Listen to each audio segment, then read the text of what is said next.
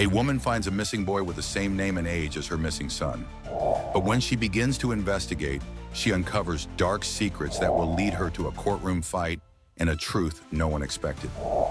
What would you do if fate gave you a second chance? Clara walked slowly through the park, her face tired after an endless day at work. The yellow lights from the lampposts barely illuminated the path between the trees, creating shadows that danced in time with the wind. As she adjusted her scarf to protect herself from the cold, she heard a faint sob. She stopped walking and listened, convinced that she was not alone. A few feet away, a little boy sat on a bench, his eyes swollen from crying. His messy hair and stained coat spoke of a long period of aimless wandering. Clara approached cautiously, afraid of scaring him. "Hey, little one, are you okay?" she asked in the softest voice she could muster.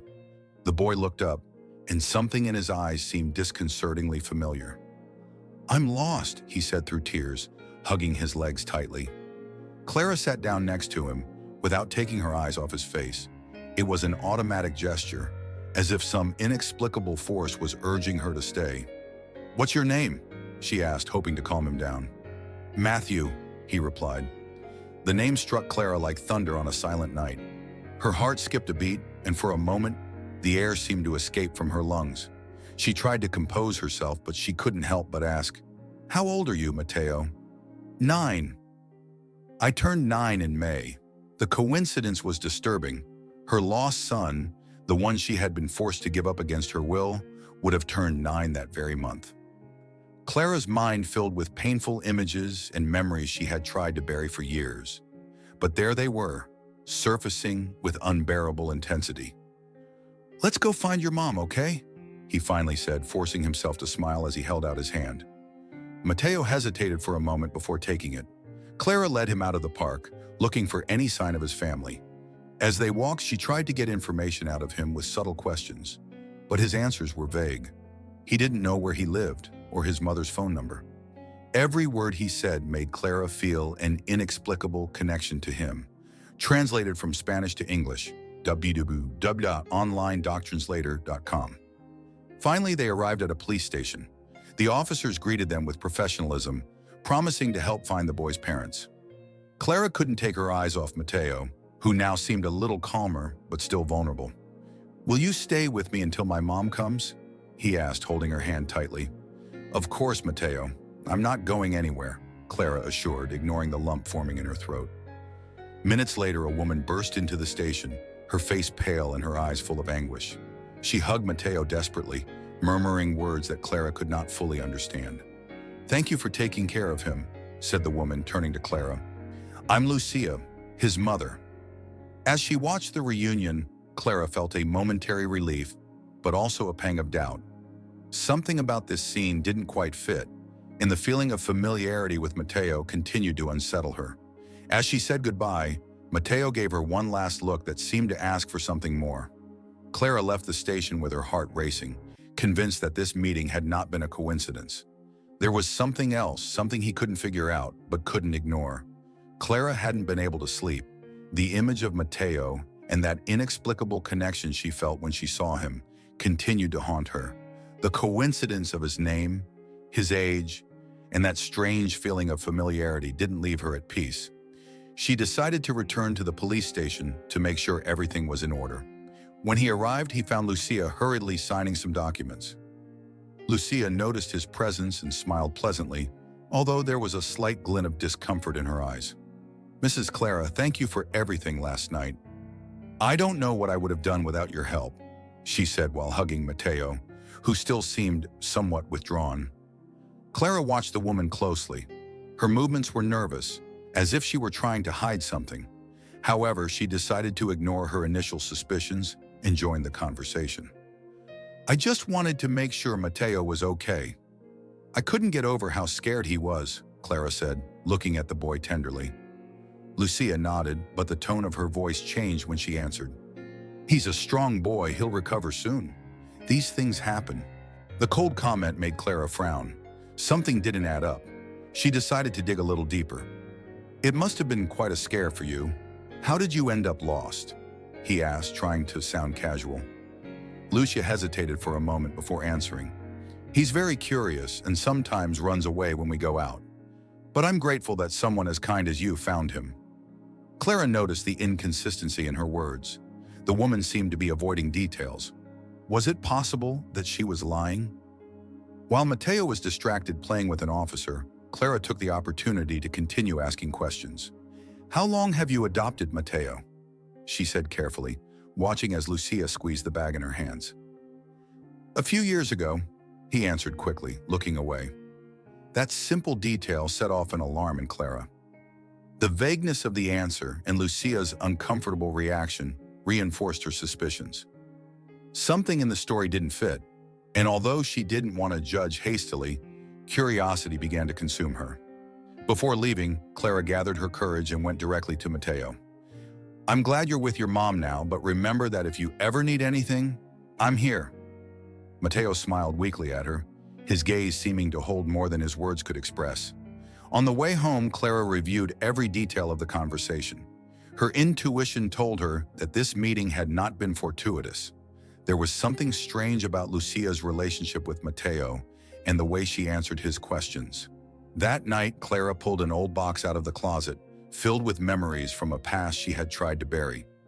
Among the papers, she found her son's birth certificate, which matched Mateo's information perfectly. The discovery made her heart pound. The coincidence now seemed like much more than that. He needed answers. Clara sat on the floor of her living room, surrounded by the memories she had accumulated over the years. The open box in front of her held the last vestiges of a life she had tried to leave behind. Photographs, letters, and most of all, the birth certificate of her lost son. Each object was a reminder of that heartbreaking moment when she was forced to give him up. The past began to invade her mind. She remembered the exact day when, as a young girl full of dreams, her family confronted her with an ultimatum. The disapproving glances, the whispers behind her back, and the constant pressure to get rid of her baby. The shame they said she brought to the family was the pretext to justify their cruelty. She had spent 9 years trying to accept that she would never see him again. But now the encounter with Mateo had opened wounds that never fully healed. Clara knew she couldn't leave him like that. She needed to know the truth, even if it meant facing a painful past. She decided to act. Once again, she looked up the number of an old friend, Antonio, a private investigator she had worked with briefly in the past. She dialed with trembling hands, unsure if it was the right thing to do. But when he answered, her resolve grew stronger. "Antonio, I'm Clara. I need your help with something important." The voice on the other end of the phone sounded incredulous, but curious. "It's weird hearing from you after all this time. What's wrong?" Clara took a breath before cautiously explaining what she had discovered. She spoke of Mateo, of Lucia, and of the inconsistencies in the adoption story. Although Antonio seemed skeptical at first, the intensity in Clara's voice convinced him that something was not right. "Okay, I'll take a look at the records. I'm not promising anything, but if there are any irregularities, I'll find them," he replied in a firm tone. Relief filled Clara's chest. Having Antonio on her side gave her hope that she could uncover the truth. That same evening, while waiting for news, she decided to take a walk through the park where she had found Mateo. Every corner seemed to be imbued with that night. Sitting on the bench where she had seen him for the first time, she let the tears flow. "Is that you, my son?" she whispered into the air, as if somehow word Ds could bring her answers. The cold breeze caressed her face, but it didn't calm the fire she felt inside. Despite her fear, she knew she was ready to face whatever it took. For the first time in years, she had a small spark of hope. The past was not finished with her, and now she would not be finished with the past either. Antonio reviewed the initial documents with the same meticulousness that had made him famous among his clients. Sitting in front of his computer, Mateo's adoption records were in his hands, but something didn't add up. There were subtle irregularities, like dates that didn't match up, and names of institutions that no longer existed. This, to him, was a clear sign that he needed to dig deeper. Clara arrived at her office the next day, nervous but determined. Antonio greeted her with a serious expression, holding a folder in his hand. "This isn't a normal adoption, Clara. There's something fishy here," he said, pointing out the inconsistencies he'd found. Clara felt a shiver run through her body. Although she had expected something like that, hearing those words made it real, tangible. "What does that mean?" he asked, dreading the answer. Antonio sighed and leaned back in his chair. "It means that Mateo was probably part of an irregular process. The agency that appears in the documents has a shady history. They closed years ago after being accused of trafficking minors, but they were never able to fully prove it." The words fell like stones on Clara's chest. On the one hand, she was relieved to have a lead, but on the other, the horror of imagining how her son could have gotten into this situation paralyzed her. "What do we do now?"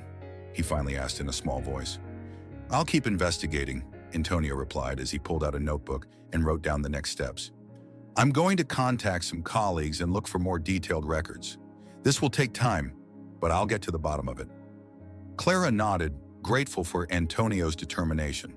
Despite her fear, something inside her began to grow stronger. It was no longer just a coincidence. It was now a mission.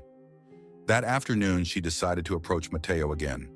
She found him playing in the same park where she had met him, while Lucia was talking distractedly on the phone a few meters away.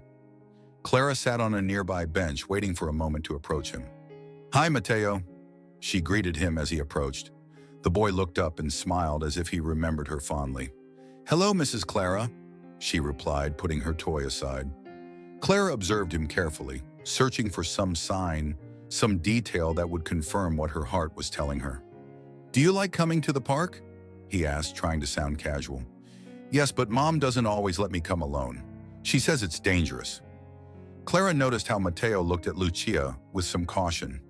There was something strange in the dynamic between them, something she couldn't ignore.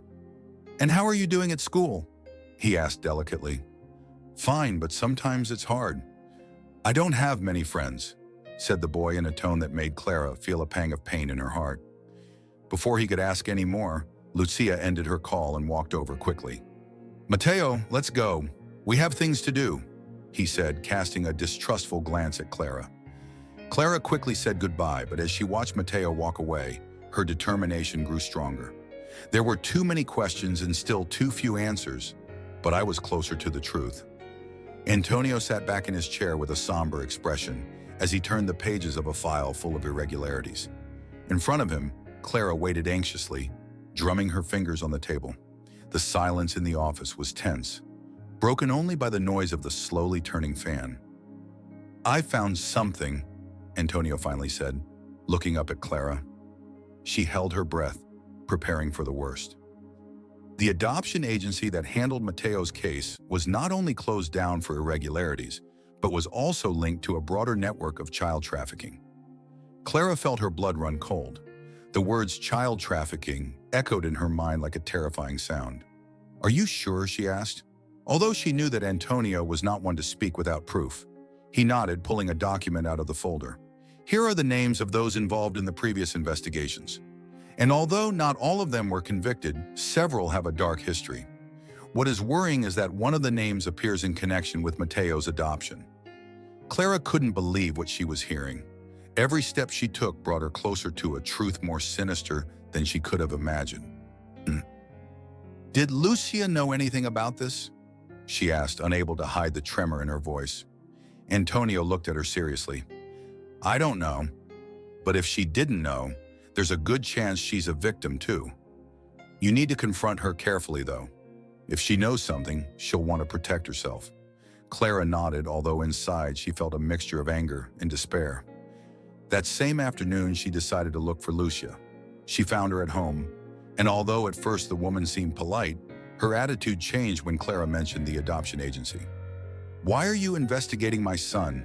Lucia asked defensively, crossing her arms. "I'm not investigating Mateo," Clara replied, trying to remain calm. "I'm trying to understand why there are so many inconsistencies in his adoption." Lucia took a step back, visibly uncomfortable. "Mateo is my son, and I don't have to explain anything to you." "I'm not here to take Mateo from you," Clara said, taking a step forward. "But you need to know that the agency that handed him over was involved in horrible crimes. If he is your son, as you say, you should want to know the truth as much as I do." The silence became heavy. Lucia looked away, as if Clara's words had struck a chord. "I don't want any trouble," he said finally in a low voice. "Me neither, but this isn't about you or me. It's about Mateo." Lucia didn't answer. She simply closed the door, leaving Clara with more questions than answers. That night, Antonio called with more news. "Clara, this is worse than we imagined. There are people watching this case. You have to be careful." The search for the truth was not only revealing a dark past, but also enemies who could still act. Clara's phone was vibrating on the table, but she didn't flinch. Her gaze was fixed on the window, where the city lights flickered in the distance. The conversation with Lucia kept echoing in her mind. What was she hiding? Was she really a victim, or did she know more than she was letting on? A knock on the door brought her out of her thoughts.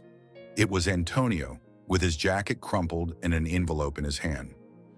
"I have something else," he said, leaving the envelope on the table as he sat down in a chair. Clara opened it carefully. Inside were copies of documents detailing the adoption agency's connections to an underground network. But what caught her eye was a familiar name. A person from her past she would never have imagined would be involved in something so shady. "This confirms that it wasn't a legitimate adoption," Antonio said, crossing his arms. "But we need more evidence to directly link Mateo to this scheme." Clara nodded, although the discovery left her feeling dizzy. Everything seemed to be falling apart, but deep down she knew she had to keep going, not just for herself, but for Mateo. That afternoon, Clara decided to approach the boy again. She found him in the park with a ball in his hands, playing alone while Lucia was talking on the phone a few meters away. Mateo saw her and ran towards her with a shy smile. "Mrs. Clara!" he exclaimed, dropping the ball. Clara crouched down to be at his level and smiled at him. "How are you, Mateo?"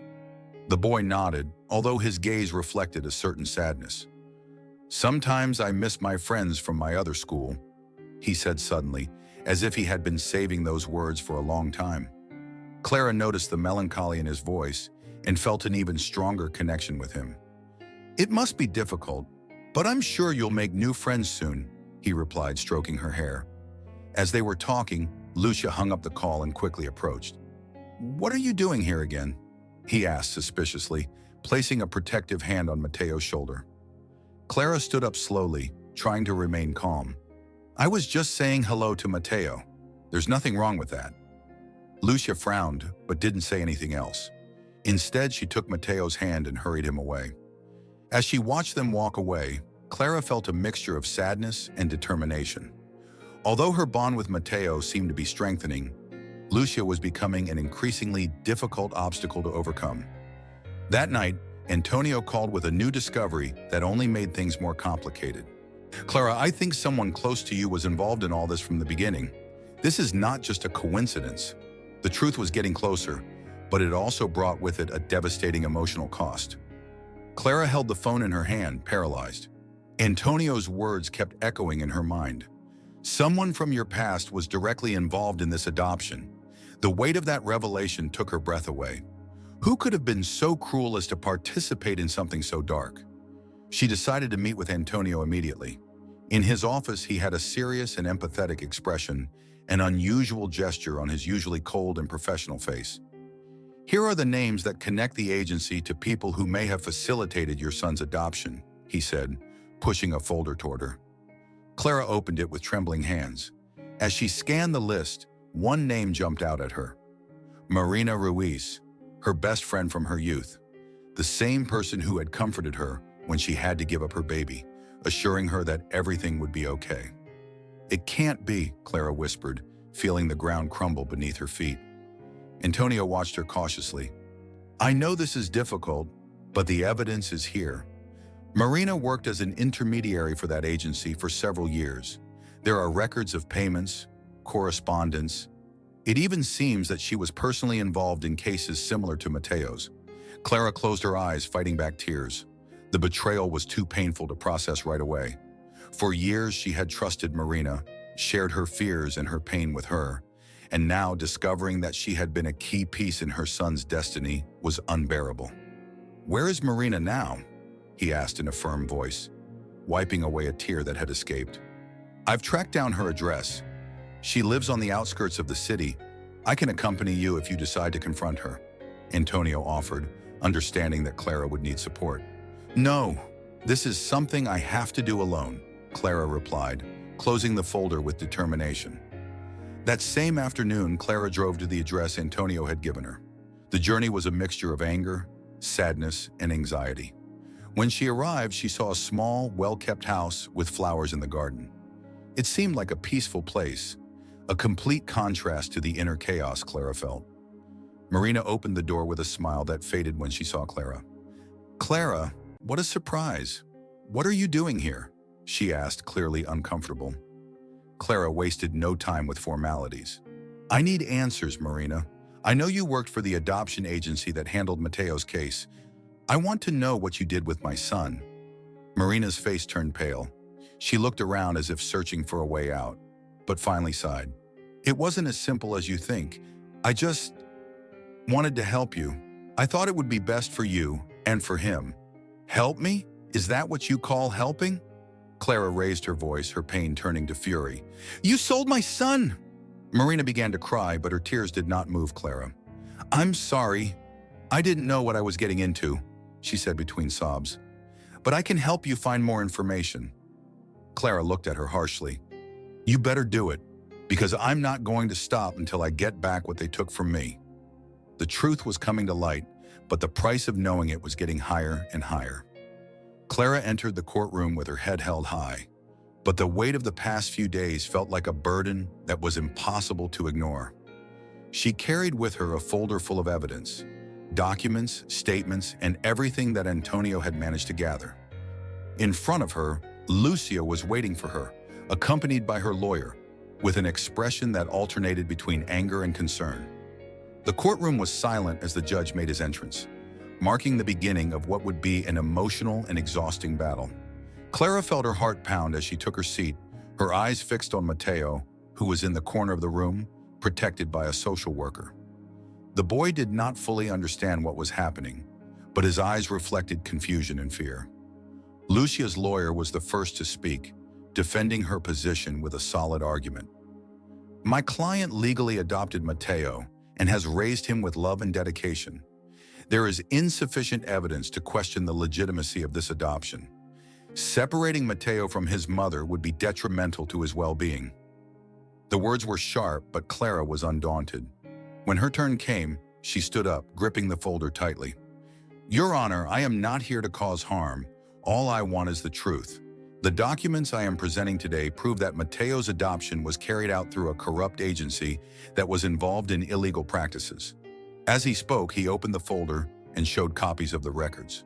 The room murmured at the details, and the judge called for silence, reviewing the evidence carefully. Clara continued, her voice shaking as she recalled the most painful moments of her life. 9 years ago, I was forced to give up my son under circumstances that I now understand were manipulated. I never stopped thinking about him, and when I saw Mateo for the first time, I knew in my heart that he could be my lost son." Lucia interrupted, visibly affected. "That's not true. Mateo is my son. I've taken care of him as if he were my own. You can't come after all these years to destroy what we've built." The tension in the courtroom was palpable. The judge, with a stern face, asked both sides to calm down.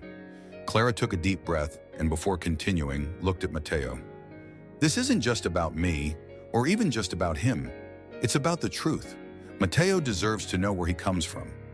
The hearing lasted for hours. Lucia's lawyer's arguments were convincing, and at times it seemed that the judge was leaning in her favor.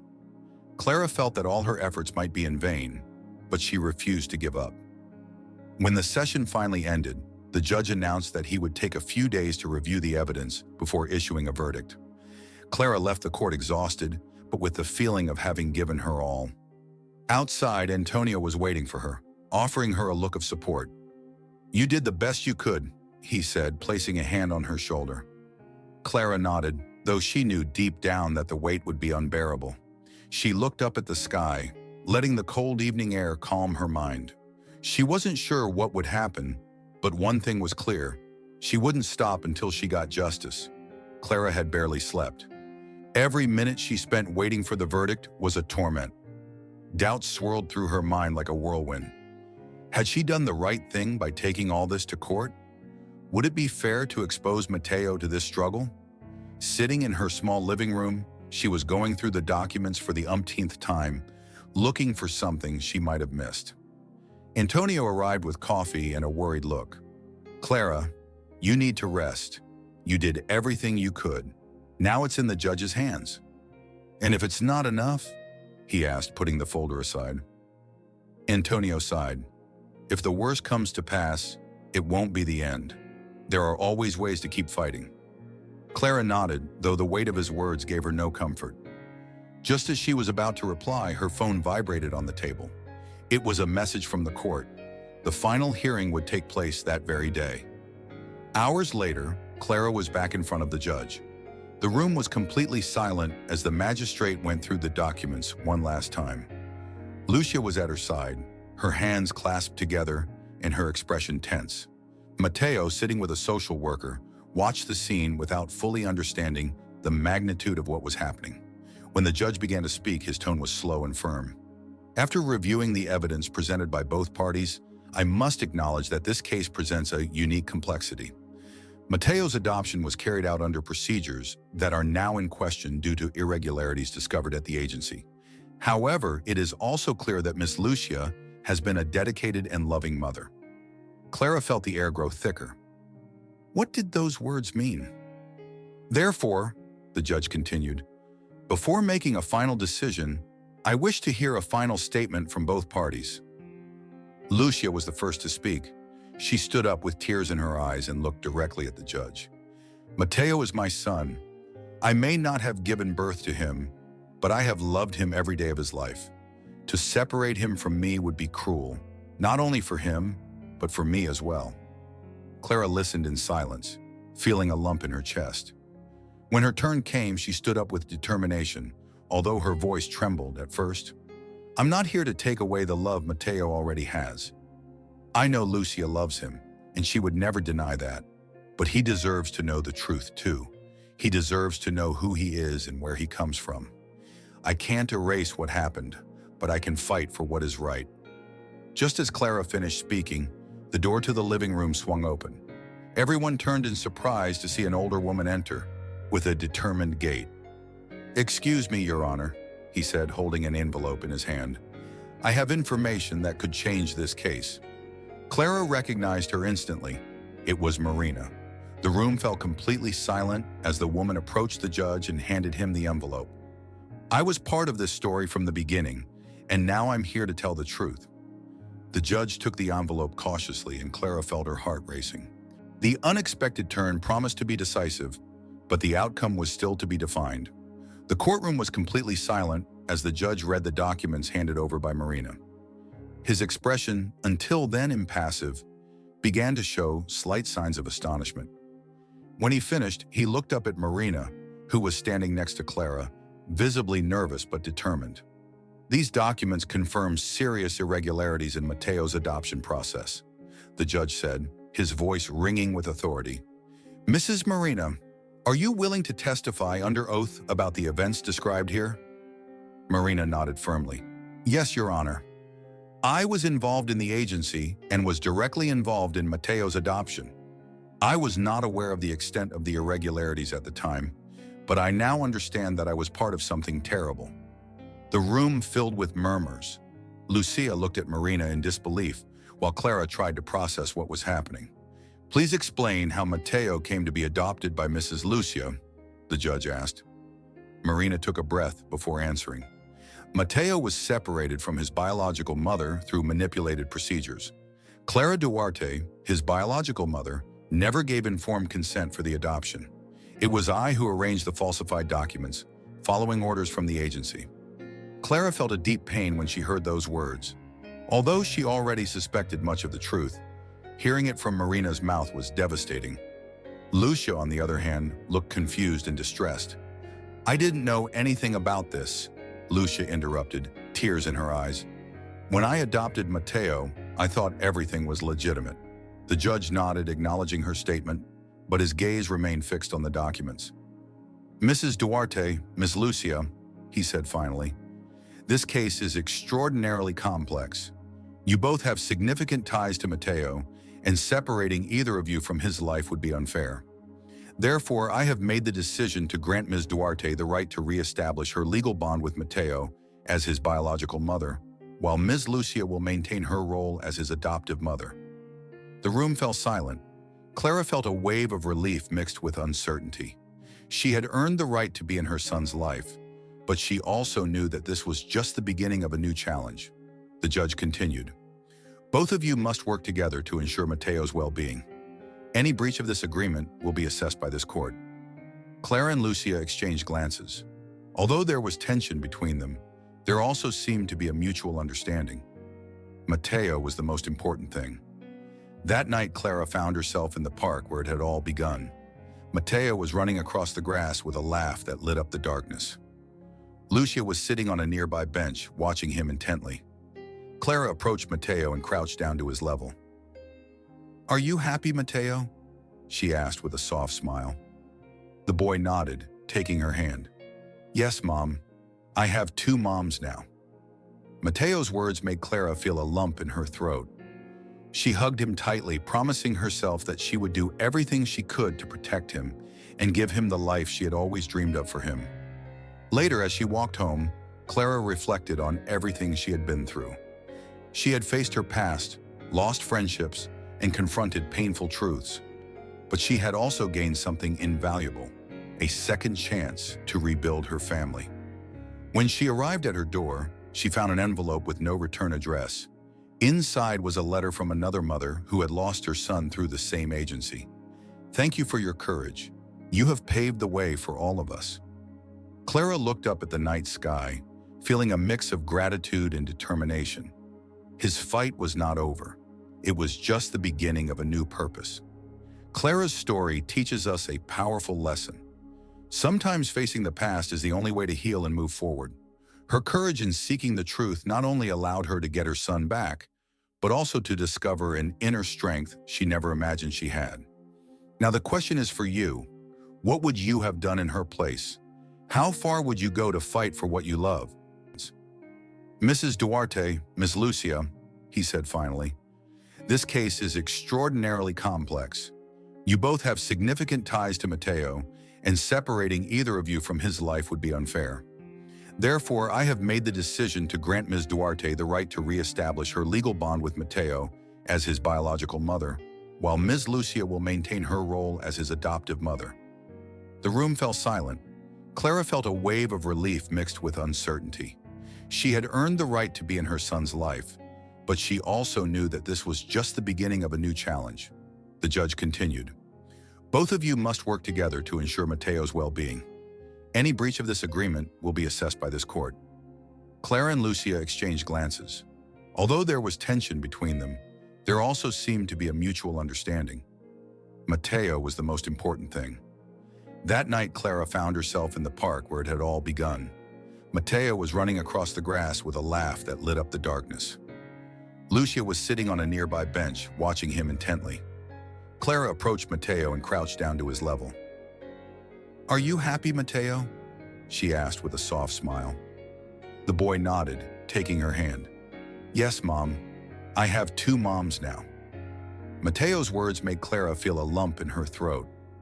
She hugged him tightly, promising herself that she would do everything she could to protect him and give him the life she had always dreamed of for him. Later, as she walked home, Clara reflected on everything she had been through. She had faced her past, lost friendships, and confronted painful truths. But she had also gained something invaluable, a second chance to rebuild her family. When she arrived at her door, she found an envelope with no return address. Inside was a letter from another mother who had lost her son through the same agency. "Thank you for your courage. You have paved the way for all of us." Clara looked up at the night sky, feeling a mix of gratitude and determination. His fight was not over. It was just the beginning of a new purpose. Clara's story teaches us a powerful lesson. Sometimes facing the past is the only way to heal and move forward. Her courage in seeking the truth not only allowed her to get her son back, but also to discover an inner strength she never imagined she had. Now the question is for you. What would you have done in her place? How far would you go to fight for what you love? Click on the video on the screen to continue this exciting journey of self-discovery and reflect on how our decisions can change everything. Don't forget to subscribe to the channel so you don't miss more inspiring stories like this one. See you in the next video.